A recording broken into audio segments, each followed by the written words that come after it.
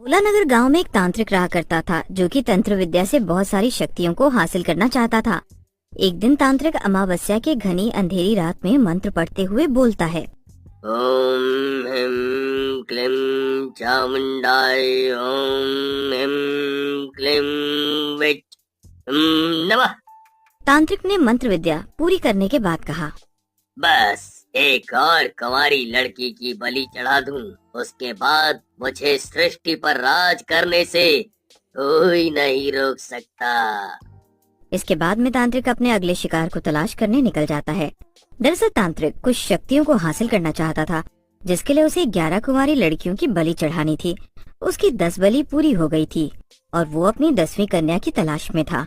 तभी उसे रूपाली के बारे में पता चलता है, जो कि अभी हाल ही में 19 साल की हुई थी और वो प्रेम नाम के एक लड़के से बहुत प्यार करती थी। एक दिन बाद उसकी प्रेम से शादी थी और वो प्रेम से अपनी शादी के सपने सजा रही थी। बस कल प्रेम और मैं हमेशा के लिए एक दूसरे के हो जाएंगे और फिर हमें कोई भी अलग नहीं कर पाएगा। आखिर मैं कितनी खुशकिस्मत हूँ जो मुझे प्रेम का साथ मिला। रूपाली ये सब सोचकर बहुत ज्यादा खुश हो रही थी, लेकिन उसे क्या पता था कि उसकी खुशियों को जल्द ही किसी की नजर लगने वाली है। अगले दिन जैसे ही रूपाली दुल्हन बनकर सजी हुई थी, तभी तांत्रिक उसे बेहोश कर अपनी गुफा में ले जाता है और कहता है, आखिर मुझे मेरा आखिरी शिकार भी मिल ही गया। अब इसकी बलि चढ़ाकर मैं हमेशा हमेशा के लिए अमर हो जाऊंगा और मुझे बहुत सारी शक्तियाँ भी मिल जाएंगी। तांत्रिक ये बोलकर रूपाली की बलि चढ़ाने जा ही रहा था कि तभी रूपाली को होश आ जाता है और वो हाथ जोड़कर तांत्रिक से कहती है, मुझे माफ कर दो, मुझे यहाँ से जाने दो। मेरे प्रेमी प्रेम से मेरी शादी होने वाली है और मेरी जिंदगी में बहुत सारी खुशियाँ आने वाली है। मैं नहीं चाहती कि तुम मेरी जान लो। बड़ी मुश्किल से मैंने अपना शिकार बनाया है तुझे, और मैं तुझे यहाँ से अब जाने नहीं दूंगा।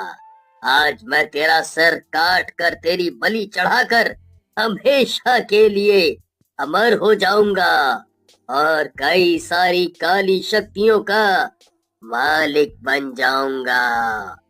तांत्रिक रूपाली के भीख मांगने पर भी उसकी एक नहीं सुनता और रूपाली अपने हाथ में तलवार उठा लेती है और रोते हुए कहती है, तांत्रिक तूने मेरी जिंदगी को तबाह कर दिया, लेकिन मैं तुझे भी कभी खुशहाल नहीं रहने दूंगी।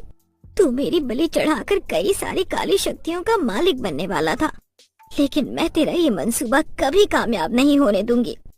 अब रूपाली ये बोलकर खुद ही अपनी गर्दन को काट लेती है, जिसकी वजह से तांत्रिक की तंत्र विद्या कामयाब नहीं हो पाती और खंडित हो जाती है। और इसके बाद रूपाली एक सरकटी चुड़ैल में बदल जाती है और तांत्रिक वहाँ से भाग जाता है। मैं चुड़ैल बन गई हूँ, लेकिन मैं उस तांत्रिक को नहीं ढूंढ पा रही। इसका मतलब मेरा कातिल जब तक जिंदा है मुझे भटकना पड़ेगा। मुझे उसे किसी भी हाल में ढूंढना होगा, वरना मेरी आत्मा को कभी शांति नहीं मिल पाएगी। सरकटी चुड़ैल भटकने लगती है और गांव के मर्दों को एक एक करके सर काट कर मारने लगती है, लेकिन गांव के लोगों को मारने के बाद भी उसे मुक्ति नहीं मिल पा रही थी। उसे कुछ भी समझ नहीं आता कि वो क्या करे जो उसे मुक्ति मिल जाए। गांव से बिरजू शहर किसी काम से जाता है और रात के समय वो गांव वापस आ रहा होता है। हाय राम, बस किसी तरह मैं जिंदा घर पहुंच जाऊं। गांव में आजकल सरकटी चुड़ैल का आतंक है। वो गांव के मर्दों की बलि चढ़ाती है।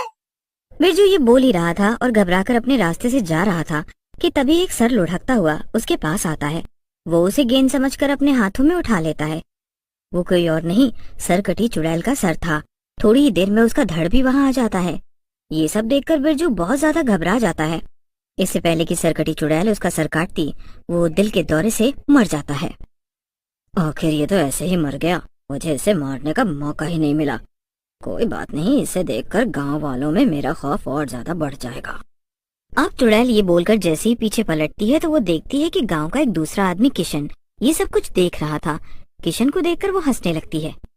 क्या बात है, एक साथ दो शिकार, एक को तो मैं मार नहीं पाई, लेकिन मैं तुझे जरूर मारूंगी और गांव के चौराहे पर लटकाऊंगी। हाँ। वो इतना बोलती है और उसकी गर्दन उसके शरीर से अलग कर देती है।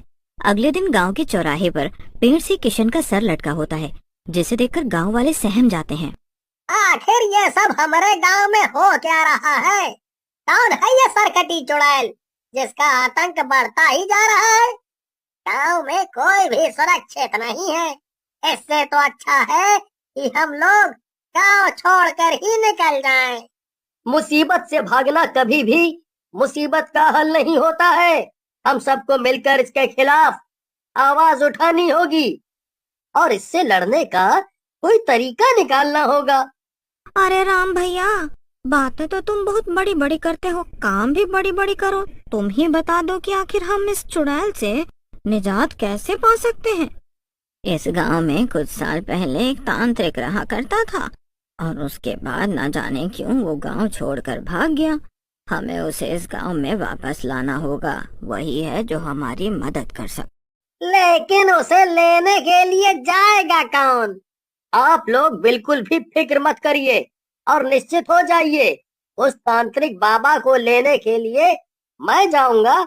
उसके बाद हमारे गांव की सारी परेशानियां हल हो जाएंगी और हमें किसी भी तरह की कोई दिक्कत नहीं होगी। इसके बाद में राम अब दूसरे गांव से तांत्रिक को लेने के लिए निकल जाता है। वहीं गांव की एक लड़की पुष्पा को बहुत तेज प्यास लगी थी।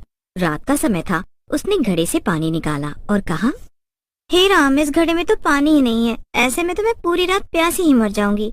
एक काम करती हूँ, पास के गांव के कुएं से पानी ले आती हूँ। वैसे भी वो चुड़ैल तो सिर्फ आदमियों को मारती है और मैं तो एक औरत हूँ। पुष्पा ये सोचकर गांव के कुएं से पानी निकालने के लिए निकल जाती है, लेकिन जाते हुए उसे भी बहुत डर लग रहा था। ना जाने मुझे क्यों इतना डर लग रहा है, जबकि वो चुड़ैल तो बस आदमियों को मारती है। क्या पता आज उसका किसी औरत को मारने को मन हो जाए। जल्दी कर पुष्पा, जल्दी कर, घड़े में पानी भर और निकल यहाँ से।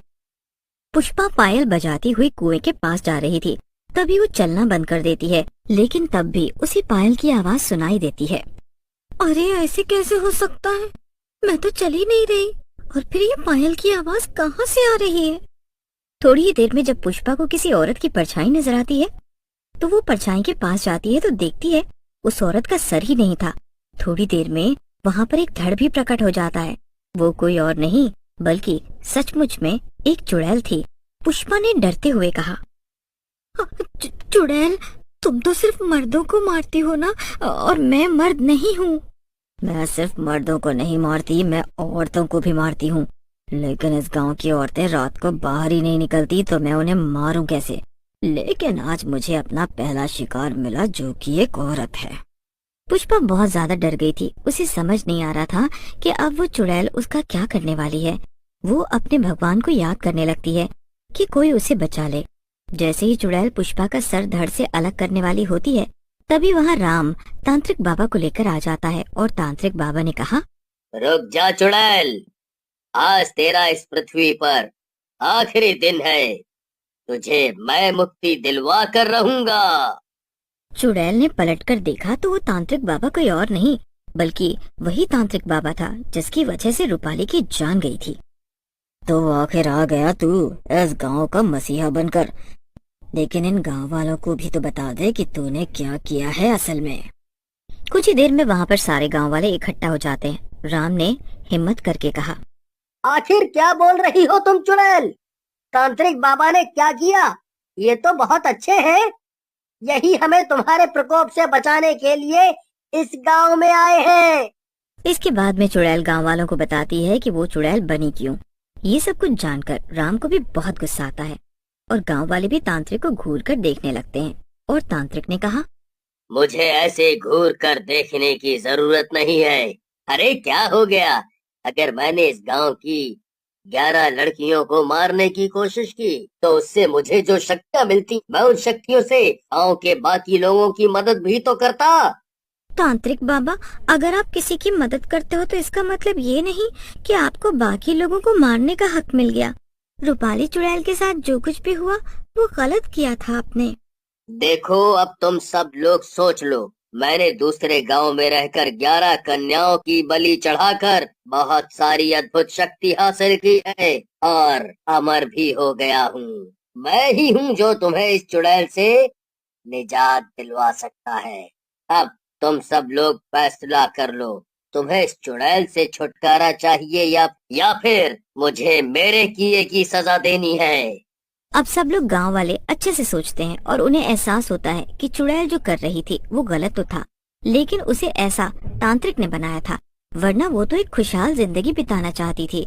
सब गांव वालों की आंखें नम हो गईं और राम ने कहा, हम गांव वालों का ये फैसला है कि हम चुड़ैल का साथ देंगे। भले ही उसने कई गांव वालों को मारा, लेकिन वो दिल की अच्छी थी, उसे ऐसा तुमने बनाया।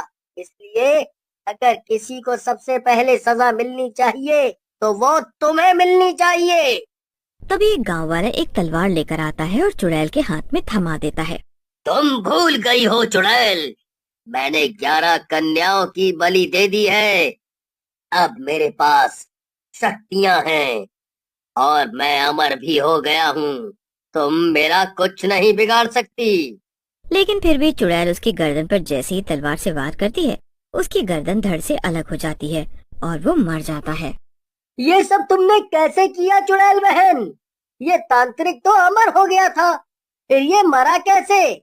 मैं ही वो एकमात्र जरिया थी जो इसे मार सकता था।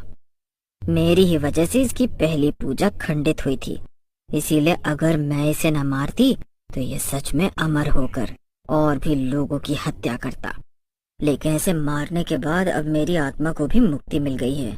आज के बाद आपको सरकटी चुड़ैल का बदला और उसका आतंक दोनों ही नहीं देखने को मिलेगा, और इस तांत्रिक से भी आपको छुटकारा मिल गया।